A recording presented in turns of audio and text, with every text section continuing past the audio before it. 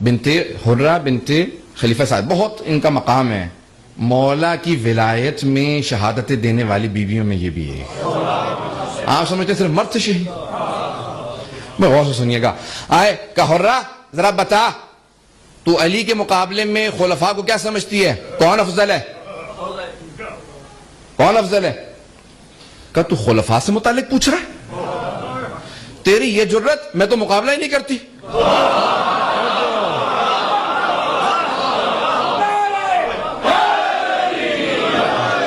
جملے کو سنیے گا، میں اپنے مجمع میں پیش کر رہا ہوں۔ جناب حرہ نے حجاج کے سامنے کہا تھا،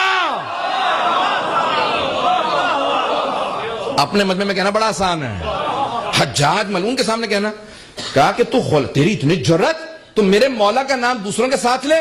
میں تو آدم و نوح، ابراہیم، موسیٰ، عیسیٰ، داؤد، سلیمان، ان سے بھی افضل مانتی ہوں۔ ایک مرتبہ حجاج کو آنکھیں اس کی خون اگلنے لگی، کہا میں تو خلفاء سے افضل نہیں مانتا، تو صحابہ کے مقابلہ کو چھوڑ کے انبیاء سے مقابلہ کرتی ہے؟ دلیل پیش کر، نہیں تو یہی سب کے سامنے ذبح کرواؤں گا، تیرا گلا کٹواؤں گا۔ کہا ایک بات سے وعدہ کر، اگر میری دلیل کا تیرے پاس جواب ہے تو دے گا، نہیں ہے تو اقرار کرے گا جواب نہیں ہے۔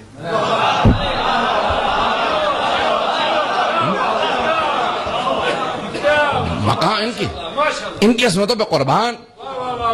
جناب حرہ آج پریشان ہو رہے ہیں اب شام میں حالات دیکھ کے، پاکستان میں حالات دیکھ کے۔ ہم تو حجاج کے دور میں پریشان نہیں ہوئے۔ جناب حرہ خاتون، ساتھ میں کوئی مرد بھی نہیں تھا، کہ خبردار میرے مولا کے متعلق بات نہ کر، مجھ سے کہے گا، میں پیش کرتی ہوں کون ہے۔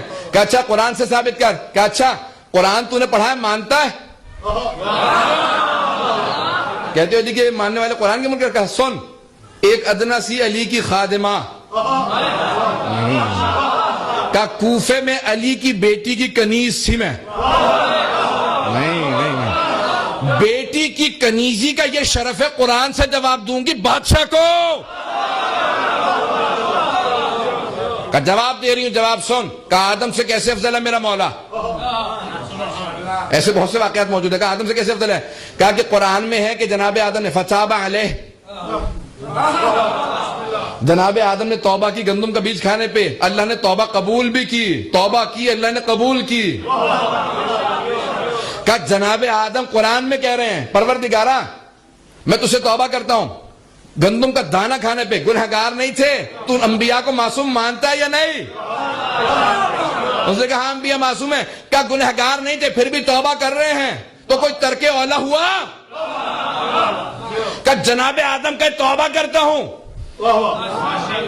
اور جس کا واسطہ دیں 40 سال توبہ کرتے کرتے کہ پروردگارہ وہ جو 5 نام جنت کے دروازے پہ،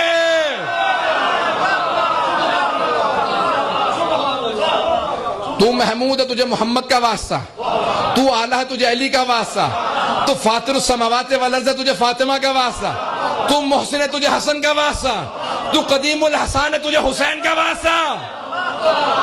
کہ وہ جو جنت کے دروازے پہ 5 نام لکھے تھے ان کا واسطہ توبہ قبول کر لے، کہ جن کے نام کے صدقے میں توبہ قبول ہو وہ افضل ہے جس کی توبہ قبول ہو۔